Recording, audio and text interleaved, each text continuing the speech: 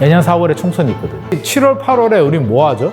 여름 휴가 가잖아요. 9월에 추석 명절 있잖아요. 집주인 입장에서는 어떻게든 상승에 대한 기대감이 굉장히 큰 상태예요. 8억이나 7억에 팔 것 같아요. 10억 가기를 기다릴 것 같아요.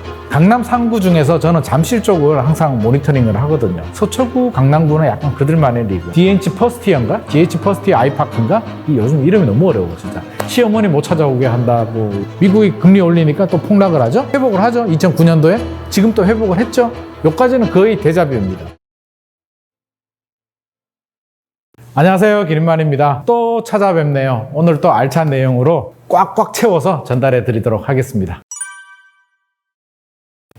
바닥을 찍었다. 이게 작년이죠. 2022년 10월, 11월, 12월 집값이 굉장히 가파르게 떨어졌잖아요. 떨어지고 올해 1.3 대책 발표되면서 이제 반등을 했는데 그 반등한 시점, 그러니까 작년 12월, 올 1월 가격 기준에서 본다면 바닥을 찍고 반등을 한 건 맞습니다. 그렇게 보면은 맞는데 바닥이 무슨 의미냐? 제가 생각하는 바닥은 가장 낮은 단계를 지나가서 앞으로 올라갈 일만 남았다라는 게 저는 바닥이라고 생각을 하거든요. 이제 바닥 찍고 올라갈 일만 남았고 이제 더 떨어지진 않아 라고 한다면 저는 그렇지는 않다. 이게 끝은 아니고요. 이제 1차전 끝났다라는 생각입니다. 저는 W자로 생각을 하고 있거든요. 한번 떨어졌다가 반등을 하고 있죠. 한 번 정도 더 남았는데 그 한 번이 내년에 올지 3년 후에 올지는 좀 지켜봐야 되겠고요. 자, 먼저 상승 입장에서 한번 생각을 해보자고요. 집주인들은 집값이 올라가길 바라겠죠. 당연히 저도 집주인 입장이라면 올라가야지. 내려가면 그 자산 손실이 발생하니까 올라가길 바라는 입장에서 생각을 해보면 집값이 뭐 때문에 떨어졌죠? 금리가 굉장히 가파르게 올라가니까 집값이 떨어졌는데 최근에 보면 1월에 한번 올려서 이제 3.5%가 된 이후로 계속 동결입니다. 3번 연속 동결이고요. 하반기도 동결이 될 가능성이 높은데 여기서 설마 금리가 올라갈까? 라고 생각하면 쉽지 않을 것 같아요. 만약에 금리가 올라가면 시장에는 어떤 일이 발생할까요? 불확실성 또 시작이에요. 우리가 두려운 건 불확실성이거든요. 사실은 3.5% 기준금리가 중요한 게 아니라 작년에도 이게 몇 프로까지 올라갈지 가늠할 수가 없었기 때문에 굉장한 두려움을 느꼈고요. 이제 끝이라고 생각했는데 끝이 아니야. 알고 보니까 불빛이 보여요. 산속을 막 헤매다가 불빛이 보여서 이제 찾아갔습니다. 찾아갔는데 알고 보니까 그게 우리가 거주할 수 있는 집이 아니라 신기루를 봤다든지 아니면 구미호가 사는 집이야. 더 큰 걸 만났어. 뭐 이럴 수도 있는 거잖아요. 불확실성이 다시 시작이 되면 그 공포는 2배가 되거든요. 자, 이제 금리 인상이 끝났다라고 생각을 하는데 또 올라요. 하반기에. 올랐다? 어떡하지? 그러면 3.75가 돼? 4%가 가? 야, 이 상태로 올라가면 또 5% 가는 거 아니야? 패닉이 오기 때문에 상당한 심리적인 충격을 받을 수밖에 없는데 그럴 가능성은 쉽진 않습니다. 쉽진 않기 때문에 왜? 내년 4월에 총선이 있거든요. 이제 하반기란 말이에요. 하반기 7월, 8월에 우리 뭐 하죠? 여름 휴가 가잖아요. 9월에 추석 명절 있잖아요. 전통적인 비수기예요. 여름 휴가 때 누가 부동산 집을 사고 가냐고. 휴가 가서 복잡한 머리 좀 식히고요. 좀 쉬다가 그래 추석 지나고 집을 알아보자라고 하기 때문에 3분기 그냥 쑥 지나갑니다. 3분기 뭐 크게 달라질 거 없을 것 같고요. 자, 4분기가 굉장히 중요한데 4분기 흐름이 집값 흐름은 한번 결정이 되면 6개월을 그냥 가요. 하루하루 한 달 만에 왔다 갔다 쉽게 하지 않아요. 자, 1월에 작년은 또 마찬가지죠. 작년 하반기에 방향이 딱 결정되고 불확실성이 커지니까 집값이 쭉 떨어졌잖아요. 올 1월 반등했죠. 6월까지 쭉 갔잖아요. 그러면 10월 달에 결정되는 흐름이 내년 총선까지 간단 말이에요. 정치권 입장에서는 우리가 국토부 장관 입장이 돼보자고요. 아니면 대통령 입장이 돼보면 부동산이 어떻게 되면 좋을 것 같아요? 와, 올라가도 문제, 내려도 문제. 와, 올라가면 어떻게 돼요?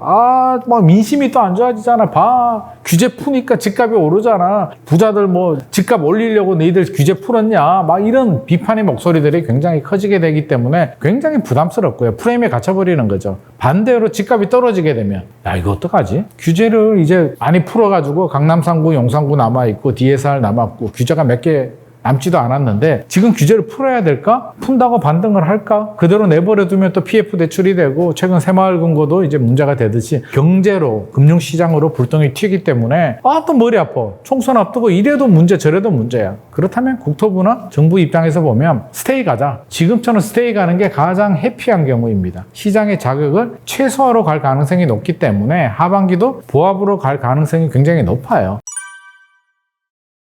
그러면 자, 집주인 입장에서 생각을 해보게 되면 자, 어떻게 됐든지 간에 금리가 올라가지는 않을 것 같아. 오늘 통계 자료를 보니까 경제 전문가들이 내년 상반기, 내년 초에는 금리가 인하로 돌아설 것 같아라는 설문조사가 굉장히 높게 나왔어요. 그러면 일단 집주인 입장에서는 올해는 그냥 가자. 추가로 떨어지지는 않을 거야. 내년에 금리 내려가봐. 금리 때문에 집값이 올랐는데 금리 내려가면 집값이 올라가지 내려갈 거야. 그리고 입주 물량. 최근에 공급을 줄이고 있는데 앞으로 공급 물량 줄어들어. 공급이 줄어드는데 집값이 안 오르고 배겨? 라는 생각을 가지고 있죠. 시간은 우리 편이야. 라는 생각을 가지고 있기 때문에 집주인 입장에서는 어떻게든 상승에 대한 기대감이 굉장히 큰 상태예요. 지금 급매물로 절대 쏟아내지 않습니다. 우리가 집주인이면 작년 상반기 거래가 좀 줄어들었고요. 작년 하반기 집값이 떨어졌고 올해 반등을 했단 말이에요. 굳이 지금 나의 전재산이나 다름없는 집을 15억이라고 생각해 보자고요. 제가 5억에 사서 10억까지 왔어요. 7억까지 떨어졌다가 지금 한 8억? 8억 5천까지는 회복했단 말이에요.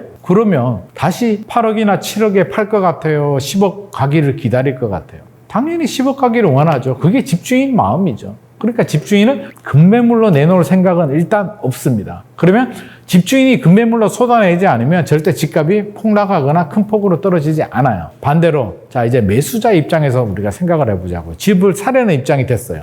그래, 작년에 집값 많이 떨어졌어. 근데 작년은 무서웠어. 더 떨어질 것 같으니까. 우리가 집을 살 때는 절대 손해보는 집은 안 사고 싶죠. 적어도 올라가거나 대출이자 내고 세금 내고 손해는 안 봐야죠. 1억이 오르든 3억이 오르든 5억이 오르든 올라갈 것 같은 기대감, 확신이 있어야만 큰 마음 먹고 집을 사는 거지. 작년까지 집값이 떨어지는데 1층인 줄 알았는데 지하 1층으로 내려가는 상황에서는 절대 집을 사지 않습니다. 근데 1월에 규제가 많이 풀리고 금리가 거의 동결 모드로 가면서 집값이 급매물이 소화가 되면서 반등을 하죠. 자, 생각을 해봅니다. 얼마나 떨어졌지라고 보니까 고점 대비 30% 정도. 물론 지역에 따라서 과천이나 서초구, 강남구 같은 경우는 뭐 10%, 20% 정도 떨어진 지역들이 많고요. 동탄이나 송도 같은 경우는 40% 이상 빠진 지역들도 있는데 쉽게 말해서 이제 30% 정도 빠졌어요. 우리가 과거를 보더라도 고점 대비 한 30% 정도 빠지면 굉장히 많이 빠졌다. 큰 폭으로 하락했다라는 게 30% 정도 하락이거든요. 근데 이게 3개월 만에 너무 갑자기 떨어져서 폭락이 된 거지 원래 한 2년에서 3년에 걸쳐서 고점 대비 30% 정도 빠지면 거의 뭐 바닥에 가까워진 가격이 맞아요. 그러면 집을 사려는 분들, 투자자 입장에서 보면 올 1월, 2월 가격은 괜찮아요. 10억짜리가 7억으로 떨어졌으니까. 또 반대의 목소리가 있죠. 야, 5억 아파트가 10억으로 올랐다가 7억으로 떨어진 게 그게 떨어진 거야? 2억 올랐잖아 라고 하지만 집값이 계속 떨어지지 않고요. 오히려 더 올라요. 인플레이션에 따른 화폐가치 하락이 있기 때문에 시간이 지나면 올라가는 게 정상입니다. 그게 3억이 떨어졌다라고 볼 수도 있고 5억에서 2억 올랐다라고 볼 수도 있는데 어떻게 됐든지 간에 고점 대비 30% 정도 조정이 된 거는 분명히 메리트 있는 가격이에요. 그러면 사도 괜찮은데 10억이 7억으로 떨어졌다가 한 8억 5천까지 올랐다고 쳐줘. 10억까지 회복은 못했고요. 한 8억 5천 정도에 멈췄어요. 자, 여기서 이제 고민에 빠집니다. 매수자들 입장에서는 이게 계속 치고 올라가주면 약간 마음이 급하기도 하고요. 아, 지금 사도 올라가겠다라는 생각이 드는데 따라가려고 하니까 뭐가 걱정이 되냐면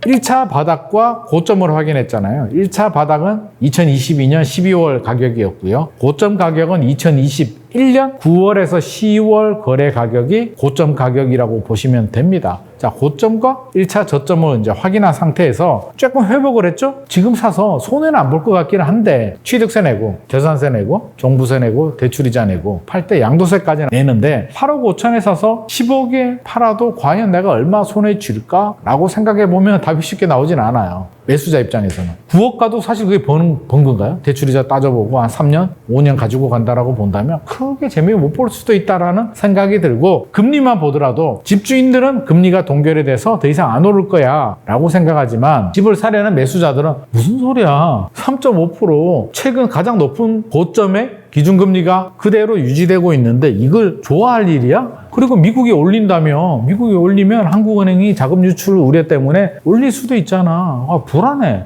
금리에 대한 불확실성 여전히 존재하고 그럼 경기가 좋으냐? 부동산도 경제의 한 축인데 경기도 좋지 않아.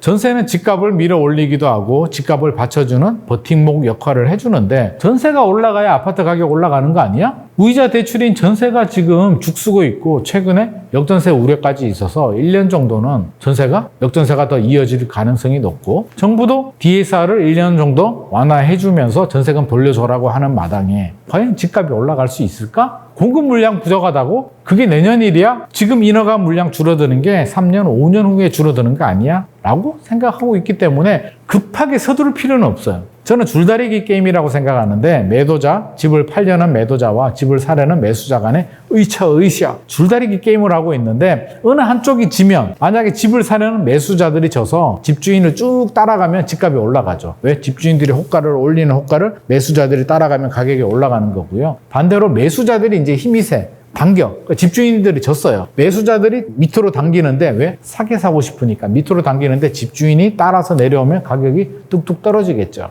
근데 지금은 서로 팽팽하게 당기고 있는 상황이에요. 통계를 봐도 이게 그대로 나오는데 한국 부동산원 통계를 보면 올라가긴 올라가요. 1월, 2월, 3월, 4월, 5월, 6월 되니까 이제 주간 변동률이 마이너스가 없어지고 플러스로 전환이 됐는데 이것만 보고 뉴스에서는 상승으로 전환이 됐다. 상승이다. 라는 뉴스들이 나오는데 그래프 추이를 면밀히 보면 올라가다가 둔화가 된단 말이에요. 최근에 6월 흐름을 보면 서울 기준에서 플러스가 되고요. 뭐 0.03, 0.04, 다음 주는 0.03. 그냥 보아 박스권에 갇혀버렸어요. 경기도도 마찬가지고요. 인천도 마찬가지고요. 전국적으로 떨어지지는 않았는데 치고 올라가지 못하고 그냥 딱 갇혀버린. 그러면 거래량을 보더라도 서울 아파트 거래량만 보더라도 늘어나긴 늘어나죠. 작년 12월이 아마 800 몇십 건이었고요. 올 1월이 1400 몇 건이었고 2월이 2,400건 정도. 비율로 보면 거의 한 전월 대비 70% 정도로 빠르게 회복을 하죠.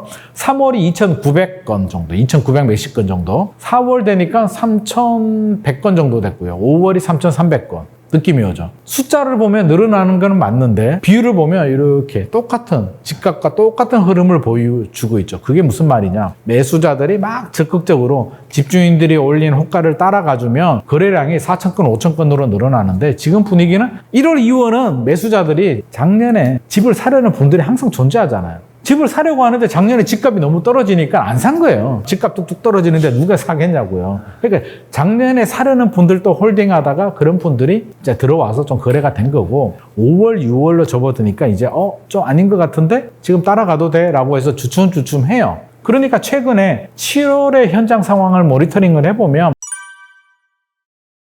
이제 집주인들이 다시 좀 약간 마음이 불안하기 시작했어요. 강남 3구 중에서 저는 잠실 쪽을 항상 모니터링을 하거든요. 서초구, 강남구는 약간 그들만의 리그. 최상위 포식자. 그냥 있는 사람들.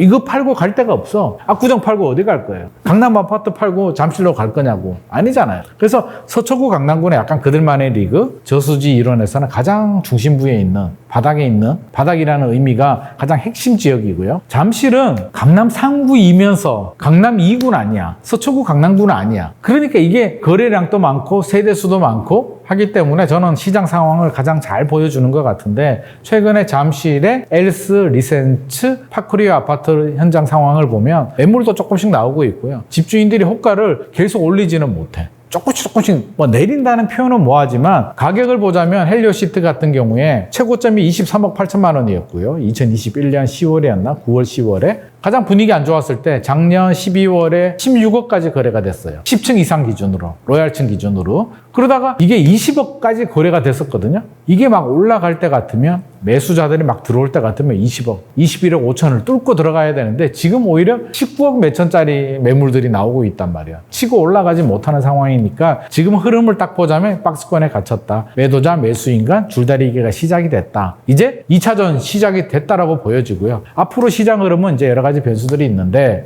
금리라든지 사실 금리가 가장 문제예요. 금리, 부동산 정책, 전세 정도 저는 변수로 두고 싶은데 전세 같은 경우는 전세 더 떨어져. 이제 시작이야. 더 폭락하기 때문에 집값 더 폭락한다라고 하는데 저는 그렇게 봐요. 이미 떨어졌어요. 강남권 새 아파트 기준에서 보면 개포자의 프레지던스가 올 3월에 입주를 했는데 보통 6개월 전부터 입주장이 형성이 되거든요. 작년 한 8월? 7, 8월 전에 개포자의 프레지던스 입주 물량 입주장이 시작되기 전에는 새 아파트 전용 84 전세가 18억 정도 갔었거든요. 새 아파트 기준에서. 18억 정도 가다가 입주장이 시작되니까 쭉 떨어지더만 11억에서 13억 정도까지 떨어졌단 말이에요. 이제 개포자에는 입주가 끝났어. 그러면 올라가줘야 되는데 8월이었나요? 이제 원베일리 개포자의 프레지던스보다 더 좀 원베일리가 또 물량이 많네. 올라가질 못해. 계속 그 수준이에요. 원베일리 끝나면 뭐가 남았을까요? 개포주공 1단지를 재건축한 DH 퍼스티어인가? DH 퍼스티어 아이파크인가? 이 요즘 이름이 너무 어려워 진짜. 시어머니 못 찾아오게 한다고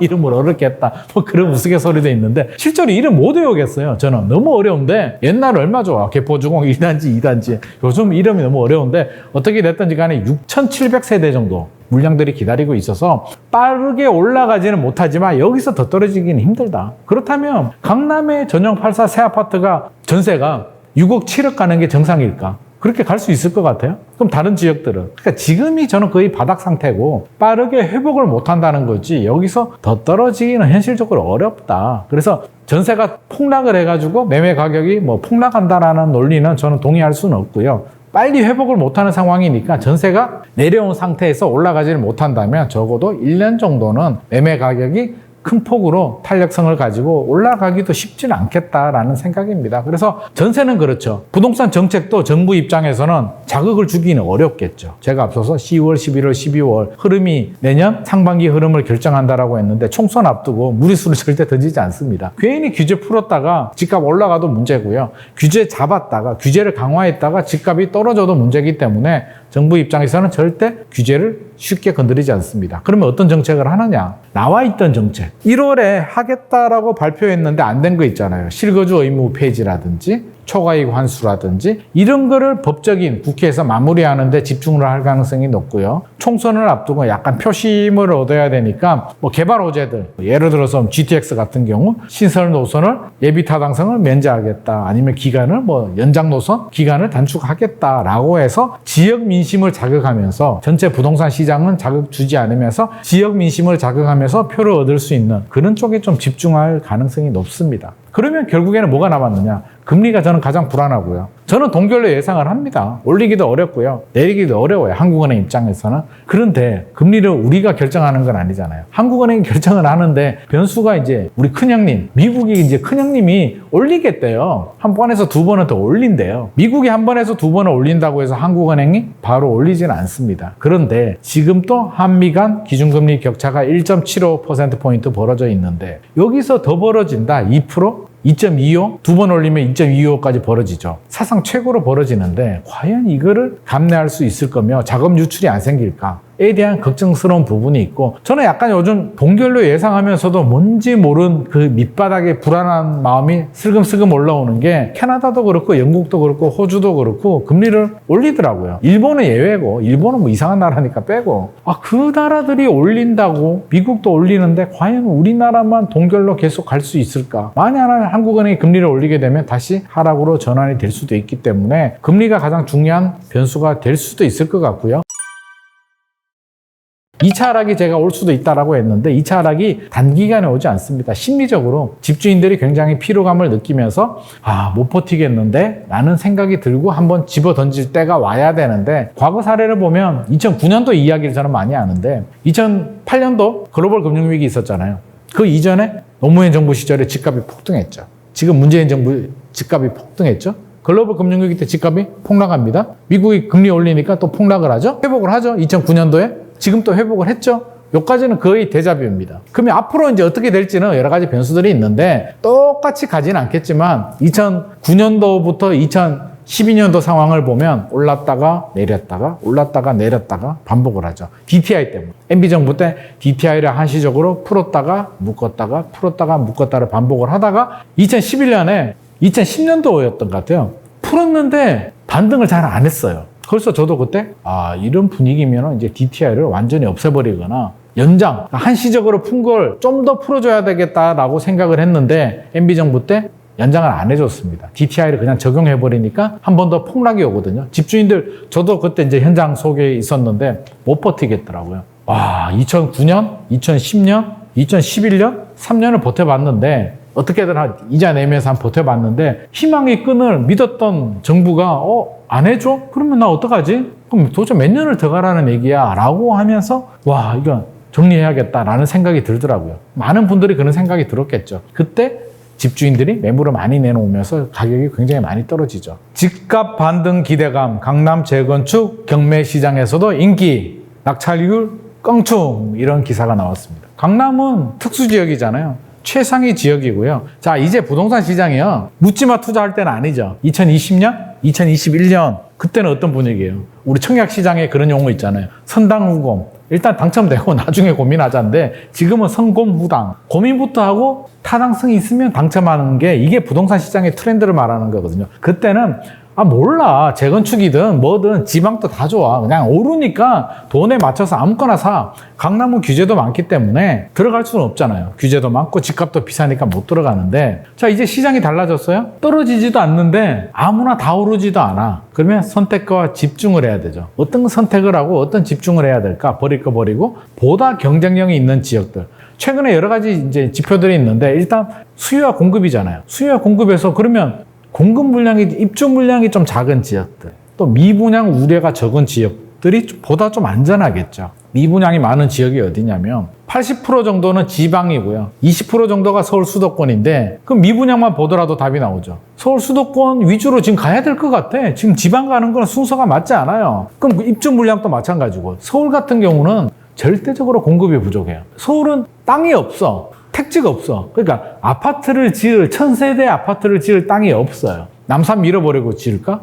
내가 생각할 때는 유일하게 있는 땅이 여의도에 그 국회 세종으로 보내버리고 그 자리에 아파트 지으면 아니면 용산공원, 민족공원 뭐 그런 땅밖에 없어요. 근데 그게 가능한 일일까요? 그러면 서울은 아파트 지을 땅을 어떻게 마련해야 되느냐? 재건축, 재개발, 정비사업밖에 없죠. 근데 재건축, 재개발이 어떤 특징이 있냐면 자, 신규 아파트들 있죠? 뭐 3기 신도시도 좋고요. 경기도 인천에 아파트 지을 때 어디다 지어요? 신규 아파트들은 빈 땅에다 지어야 되는데 빈 땅이 어디 있나요? 외곽에 논밭, 관리 지역들. 이미 도시화가 됐고 도시 지역에 남아있는 논밭들이 이제 주로 관리 지역인데 도시가 팽창이 되는 거죠. 아파트를 팽창하면서 지어나가요. 근데 서울은 팽창할 데가 없다 보니까 재건축, 재개발 밖에는 없는데 새 아파트들, 물론 시간이 지나면 새 아파트들도 이제 인프라가 좋아지면서 좋아지는데 동탄 신도시 만들 때 가보면 어땠나요? 벌판에 논밭에 이거 뭐지? 지금 3기 신도시 후보 지역들 한번 가보세요. 남양주 왕숙, 고양 창릉, 하남 교산 가보면 완전히 허벌판이잖아요. 아무것도 없어. 15년 후에는 인프라가 좋아지겠죠. 근데 지금은 아무것도 없잖아요. 재건축, 재개발의 특징이 뭐예요? 오래됐다는 거잖아요. 오래됐다는 건 뭐예요? 이미 거주지로서 정착을 해서 오래 살면서 주변 인프라가 다 만들어져 있어요. 재개발은 기반 시설이 열악한 지역. 지역은 오래됐는데 도로, 학교, 상가, 골목 이게 다 노후화됐어. 그 구역을 정해서 다 부셔버리고 새로 짓는 게 재개발이고요. 재건축은 강남 생각하면 돼요. 강남이 신도시죠? 그때는 서울에 땅이 있었어. 70년대는. 강남이 옛날 명칭은 영동이에요. 왜 영동이에요? 영동개발. 우리 영동대로 있죠? 영동대가 왜 영동대로냐면 옛날 강남 이름이 영동이었어요. 영등포의 동쪽. 영등포 동쪽의 시골 땅. 그게 강남이었어요. 그런데 이제 신도시 개발을 합니다. 70년대. 세월이 지납니다. 강남이. 세월이 지나니까 강남이 차가 막히는 이유는요. 길이 좁아서가 아니고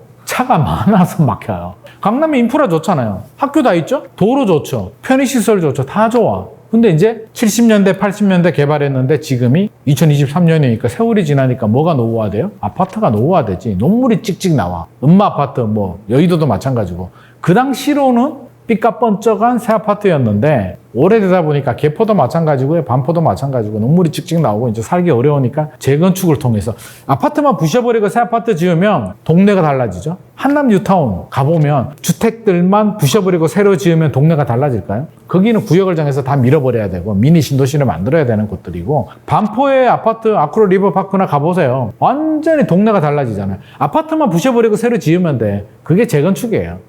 그러니까 재건축, 재개발의 특징은 입지가 굉장히 좋아요. 원래 있던 곳에 입지를 자리 잡고 인프라가 다 갖춰져 있는데 아파트만 새 아파트 되면 가치가 껑충 올라가죠. 그러니까 앞으로 재건축, 재개발은 지금도 좋고요. 혹시라도 2차 하락이 와서 가격이 떨어지게 되면 두려움에 떨지 말고 그때는 보다 적극적으로 공략이 필요한 시점이 아닐까 싶습니다. 제가 이 부분에 대해서 특별히 재건축, 재개발 강연을 준비했습니다. 그러니까 이 강연을 보신다면 아마 저는 상당히 도움 되리라고 생각을 합니다. 재건축, 재개발, 뼈대, 입주권이 나오는지 안 나오는지, 투자 전략, 강남, 강북의 재개발 지역들도 좀 관심을 가져야 되는 지역들은 이번 강연을 통해서 소개를 해드리도록 하겠습니다. 집값 막 올라갈 때는 언제 공부하고 있어? 오늘 공부하고 일주일 후에 공부하면 집값이 올라가 있는데 지금은 그런 때는 아니기 때문에 저는 내실을 다지기 굉장히 좋을 때다라는 생각을 가지고 있습니다. 이럴 때 넋 놓고 있지 마시고 열심히 내실을 다진다면 다음에 기회가 왔을 때 꼭 잡을 수 있는 그 타이밍을 잡을 수 있으리라 생각합니다. 강남에 재건축이 많은 이유가 신도시 개발을 했기 때문에 많은 거고요. 이 많이 나올수록 사업성은 굉장히 좋다. 부동산 시장을 판단하실 때 전세 대출에 대한 정부의 양태를 잘 봐야 돼요. 성실히만 열심히 사는 사람들이 부자가 되기는 어려운 경우가